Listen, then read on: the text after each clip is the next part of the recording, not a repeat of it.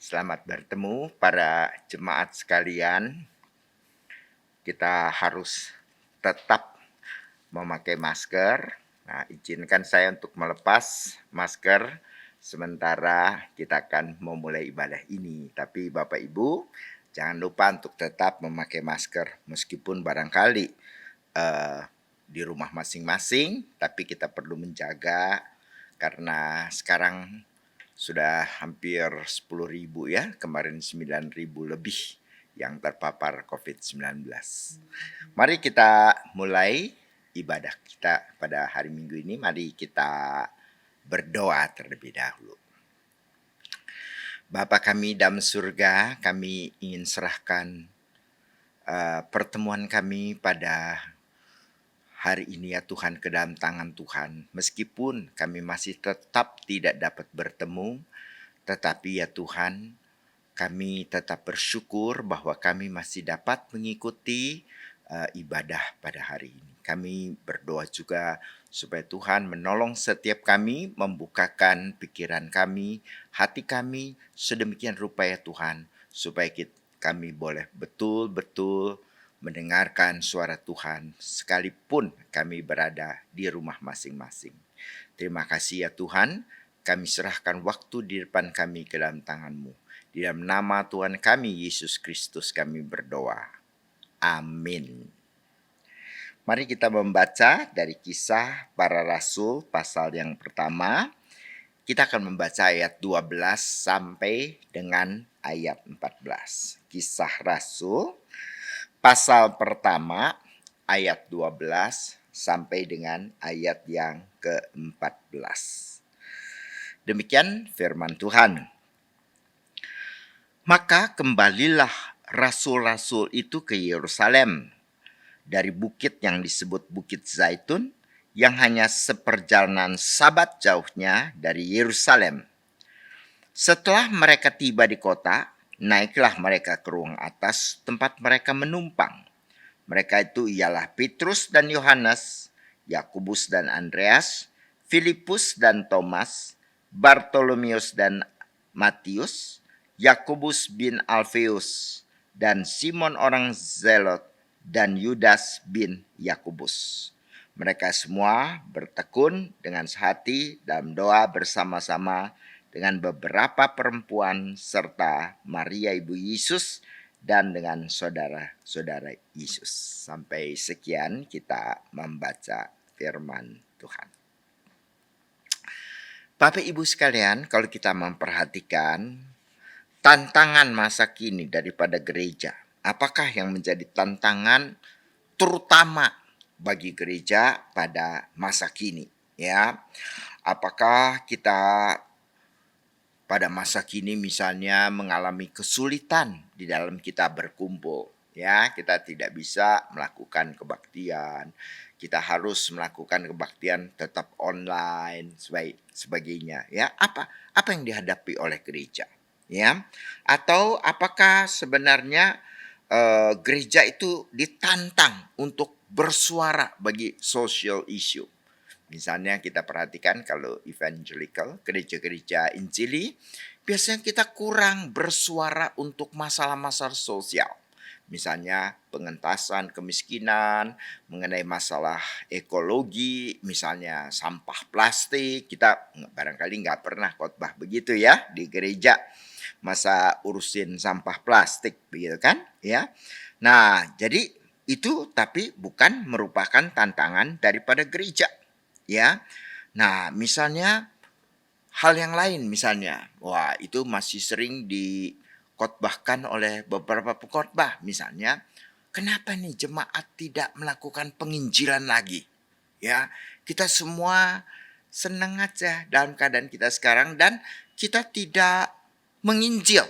Sekarang sudah kita tidak menginjil lagi. Kalau dulu tahun 70-an barangkali kita masih rajin menginjil ya. Tetangga kita, kenalan kita atau apa kita menginjil. Tapi sekarang kita tidak lagi. Nah, apakah tantangan gereja adalah melakukan tetap penginjilan di dalam kehidupan kita sebagai orang Kristen? Ya.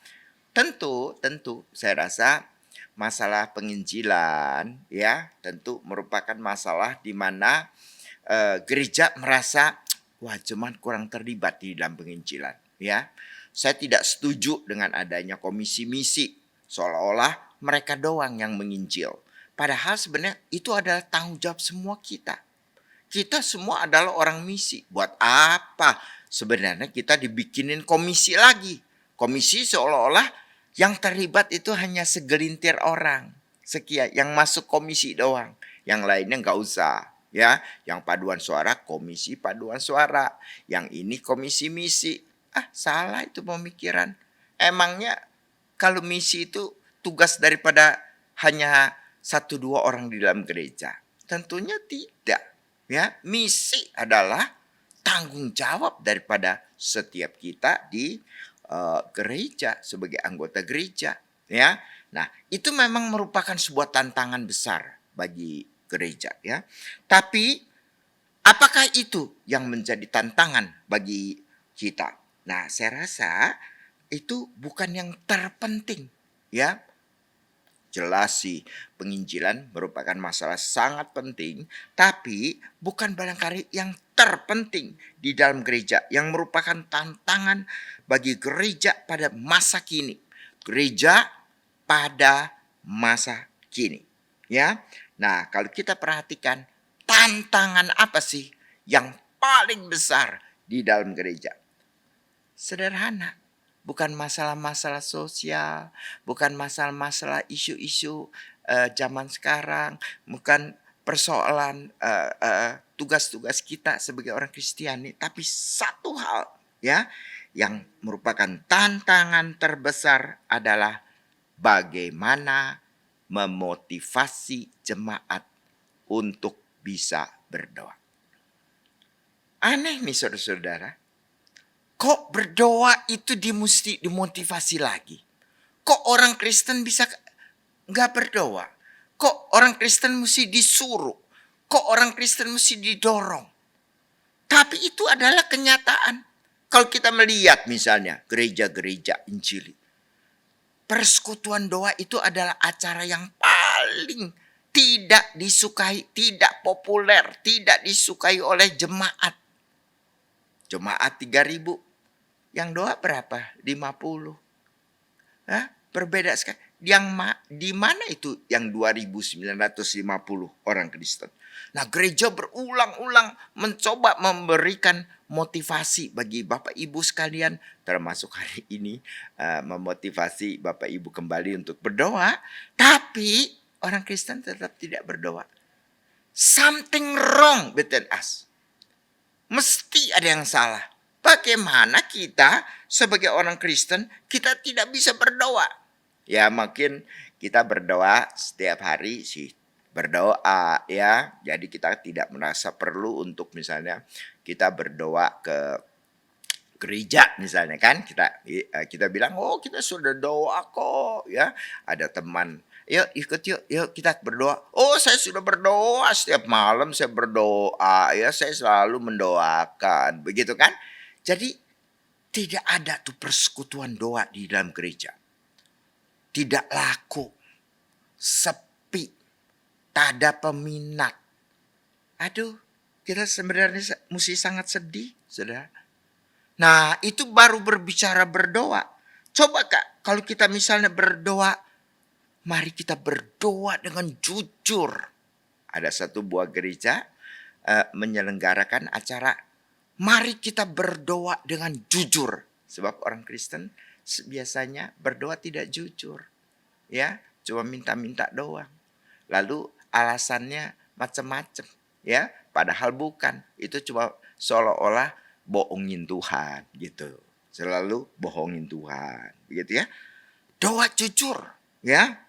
Kapan kita berdoa dengan sungguh-sungguh misalnya kan? Ya, kapan kita bisa berdoa benar-benar bisa menangis, bisa meminta kepada Tuhan? Nah, ya jarang sekali kita datang ke gereja untuk berdoa bersama-sama dengan saudara-saudara kita Siman juga kita tidak pernah. Bagaimana kita bisa untuk melakukan hal tersebut? Begitu, ya.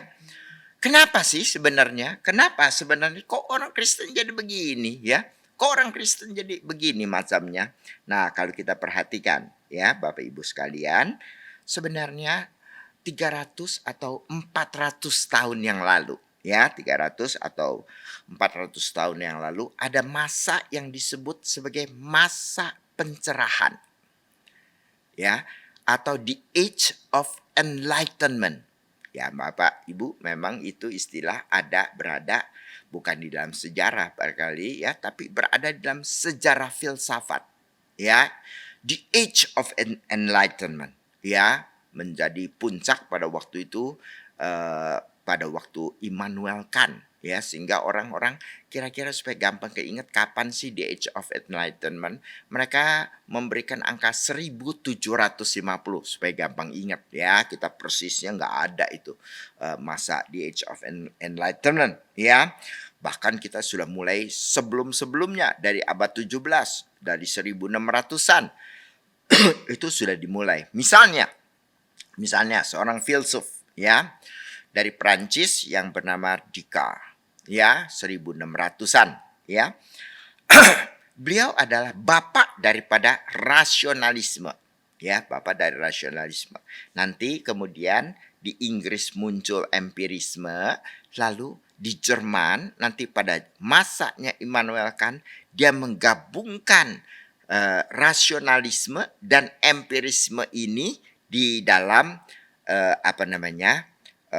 epistemologi, di dalam bagaimana kita mengetahui kebenaran itu digabung menjadi satu epistemologi yang sangat kuat sekali, yang menjadi landasan pikiran daripada semua orang modern yang kemudian sampai zaman sekarang. Ya, meskipun kita sudah masuk postmodern, tapi banyak pikiran masih adalah pikiran yang modern, ya. Nah, René Descartes misalnya dari Prancis mengatakan sebuah diktumnya yang terkenal adalah cogito ergo sum, ya. I think therefore I am. Jadi kalau saya berpikir maka saya ada. Saya ada ditandai dengan aktivitas saya berpikir. Nah, jadi di dalam rasionalisme kemudian berpikir, thinking adalah sesuatu hal yang mutlak bagi seseorang. Yang berpikir adalah saya.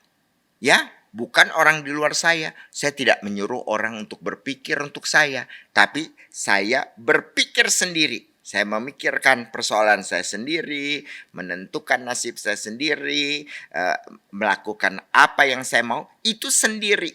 Ya, jadi cogito itu kemudian memindahkan center daripada aktivitas kita kepada diri kita sendiri. Cogito, I think, ya, I think therefore I am. Jadi kita memusatkan pada diri kita. Saya yang berpikir, saya ada. Nah, dari situ kita melihat kan, ya, bahwa segala sesuatu nanti mulai kemudian menjadi pertimbangan adalah pertimbangan saya.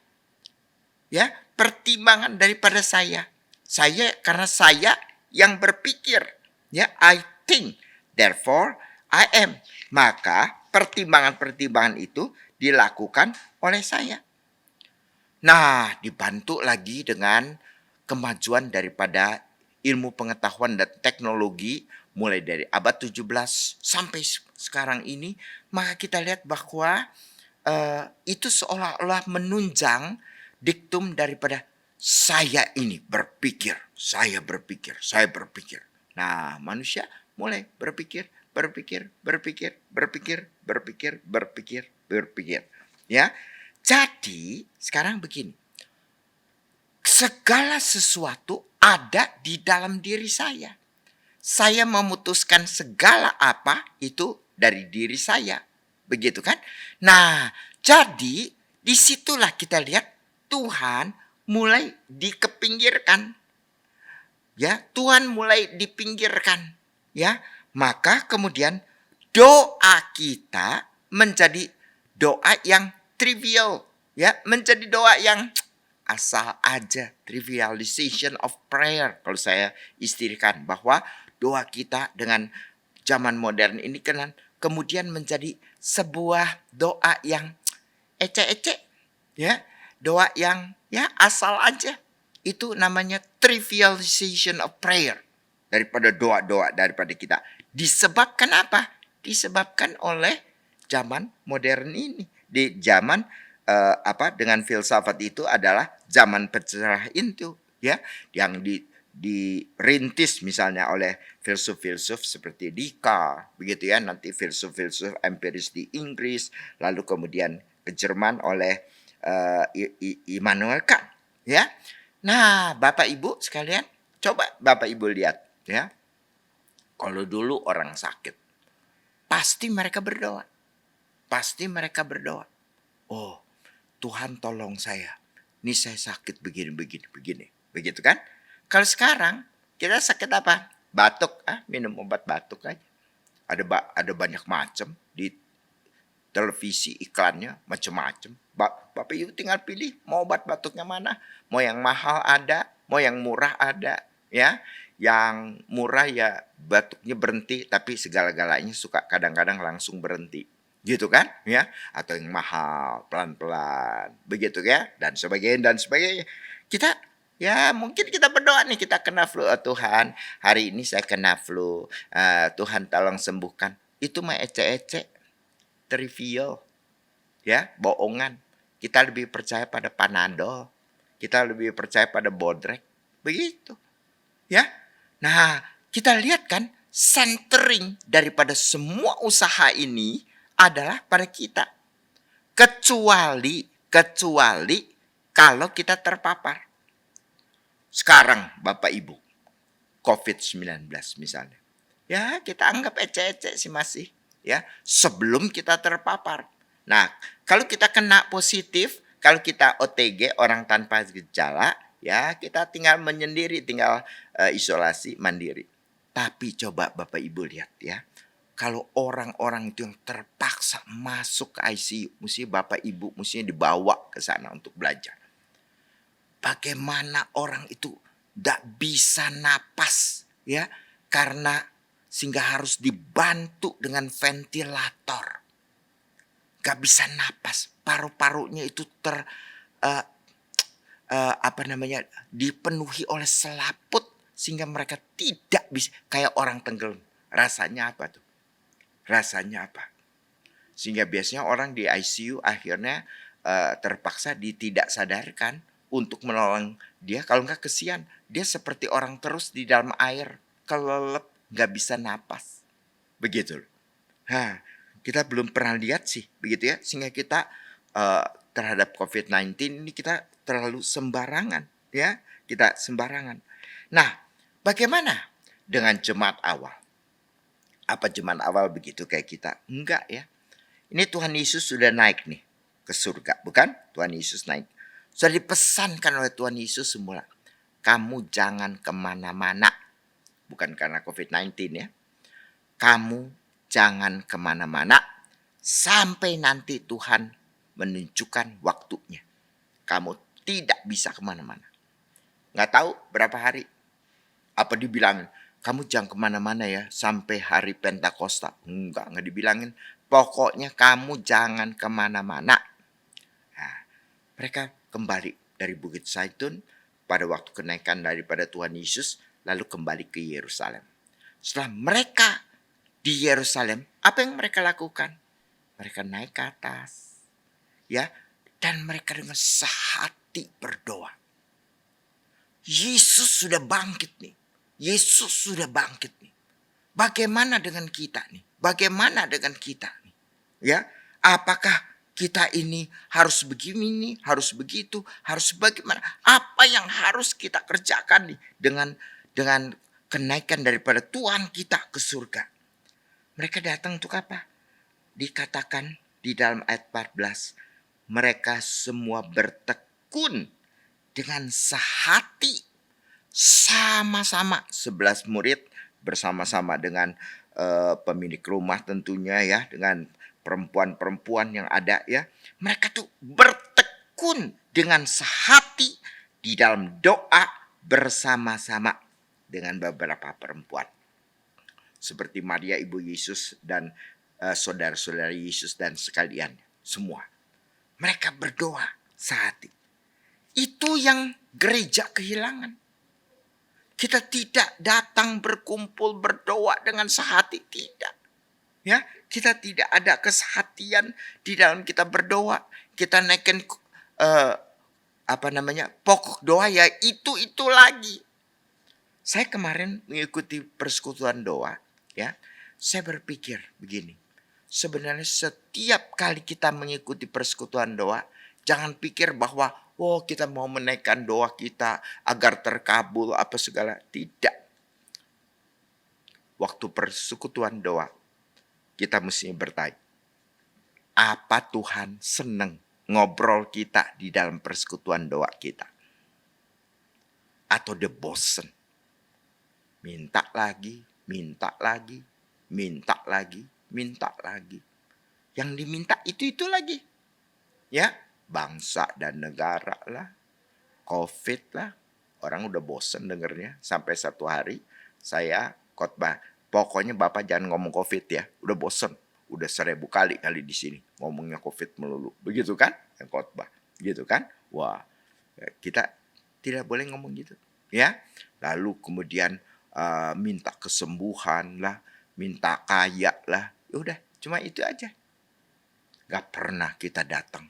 Wah, berdoa sungguh-sungguh, fervent prayer, berdoa sungguh-sungguh untuk penginjilan. Enggak. Kita enggak pernah sungguh-sungguh. Bisa kita nangis untuk orang lain. Ya, yang belum menerima Tuhan. Enggak bisa. Nah, murid-murid berkumpul bersama. Mereka sehati, mereka berdoa bersama. Lalu kemudian terjadi apa? Setelah 10 hari mereka berdoa, muncul Pentakosta. Roh Kudus turun. Diturunkan oleh Tuhan ke dalam gereja. Sehingga orang-orang percaya menjadi orang yang penuh dengan Roh Kudus. Penuh Roh Kudus maksudnya dikuasai oleh Roh Kudus. Mereka dengan berani mengabari Injil. Mereka dengan berani melakukan ini. Mereka berdoa. Kita baca di dalam Kisah pasal 2 mengenai kehidupan daripada mereka setelah waktu itu. Ya, kita lihat seperti demikian. Nah, Bapak Ibu, bagaimana dengan kita? Apakah kita dapat berkumpul yuk bersama-sama sehati? Kita minta tapi ya kalau kumpul masih belum boleh kali ya. Nah, sekarang agak jadi susah karena saudara nggak mau doa, jadi Tuhan reset dah. Iya dah sudah, nggak usah kumpul doa, begitu kan ya? Tapi bisa nggak nih? Kita Zoom, kita berdoa dengan sungguh-sungguh, ya, dengan sungguh-sungguh. Kalau kita membaca dari Yakobus ayat 3 ayat 16, ya, doa orang yang benar besar kuasanya. Doa orang yang benar besar kuasanya. Nah, kita suka pikir kita paling senang kalau dengar besar kuasanya. Maksudnya kalau kita berdoa, wah langsung manjur. Kita paling senang kalau bagaimana berdoa yang manjur, bagaimana doa yang dikabulkan. Ya begitu-begitu aja kita senangnya. Tapi ini sebenarnya ya, kata Yakobus, doa orang yang benar bila sungguh-sungguh didoakan, ya, tekanan di sini tapi bukan orang benar, tapi doa sungguh-sungguh itu, doa yang sungguh-sungguh itu besar kuasanya, ya, bukan orangnya, tapi doanya. Nah, kita pernah nggak berdoa dengan sungguh-sungguh minta sama Tuhan, ya? Kalau kita melihat contoh dari Alkitab, Hana misalnya, ibu daripada Samuel, karena tidak punya anak, dihina oleh madunya, makanya istri jangan 2 ya, istri 1 aja sih. Lalu kemudian selalu ditindas oleh madunya itu dan sebagainya. Wah, mereka tuh seperti demikian, Hana tuh seperti demikian. Lalu dia bisa datang pada waktu dia di kemah pertemuan, dia berdoa dari pagi sampai menjelang sore sampai dikira mabuk oleh Imam Eli. Dia berdoa, berdoa, berdoa, berdoa dengan sungguh-sungguh. Bisa nggak kita gitu? Kita bisa nggak melakukan seperti hal itu? Benar-benar bersungguh-sungguh berdoa. Benar-benar meminta. Bapak Ibu, kita harus mencoba. Ya, kita sebagai gereja harus mencoba. Ya, ada sebuah gereja nggak punya gembala. Yang kerjanya apa? Cari gembala dong. Apa susahnya? Hamba Tuhan banyak gitu ya. Lalu minta nasihat kepada saya. Pak, ada orang nggak? Nggak ada kerjaan. Ya, saya bilang begini. Bapak mau cari gembala. Ya, kalau gembala yang bagus, pasti sedang kerja dong. Bapak nggak suka cari gembala yang lagi nganggur. Ada yang lagi nganggur. Tapi itu gembala nganggur melulu adalah karena gembala yang jelek. Diusir sama jemaat. Nah, itu Bapak mau ambil. Begitu kan? Ya. Mau yang bagus lagi kerja. Mau yang nganggur gembala yang jelek. Jadi nggak bisa saya bilang mencari gembala begitu aja. Ya, tapi coba belajar mencari gembala, mencari orang yang muda. Di sana dia bisa masuk ke gereja, ya, meskipun masih muda, tapi dia sungguh-sungguh bisa di itu bersama-sama dengan majelis misalnya melayani. Nah, pokoknya anak muda yang baik. Ya, yang nggak baik percuma juga kan, gitu kan? Nah, untuk itu bagaimana? Bapak pernah nggak berlutut minta gembala kepada Tuhan? Enggak kan? Cuma sibuk sana sini, cari informasi sana sini. Gak pernah gereja berlutut minta sama Tuhan supaya dapat gembala di dalam dunia ini, gembala yang baik. Gak pernah. Kenapa itu? Karena zaman pencerahan kan? Karena semua adalah usaha kita, semua adalah kita. Bapak Ibu, mari kita belajar. Sama-sama kita belajar. Berlutut, sehati, dan sungguh-sungguh berdoa. Dan kita lihat di dalam pengalaman kita bagaimana pada waktu kita berlutut, pada waktu kita berdoa sungguh-sungguh, Tuhan bekerja di dalam doa-doa kita. Mari kita berdoa. Bapak Ibu, kita tenang sebentar memikirkan kehidupan berdoa kita.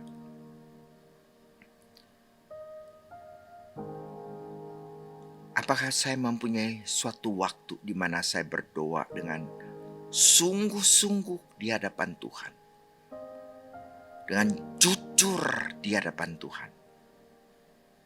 Berlutut di hadapan Tuhan. Merendahkan diri di hadapan Tuhan. Untuk berdoa.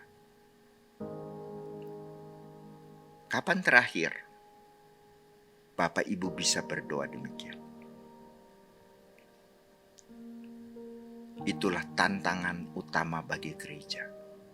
Karena kita tidak lagi berlutut. Meminta sungguh-sungguh. Berdoa sungguh-sungguh di hadapan Tuhan. Bapak Ibu, maukah ke depan kita cari waktu untuk sungguh-sungguh di hadapan Tuhan? Kita berdoa bagi Dia, berdoa di hadapan Dia, menaikkan doa-doa kita dengan sungguh.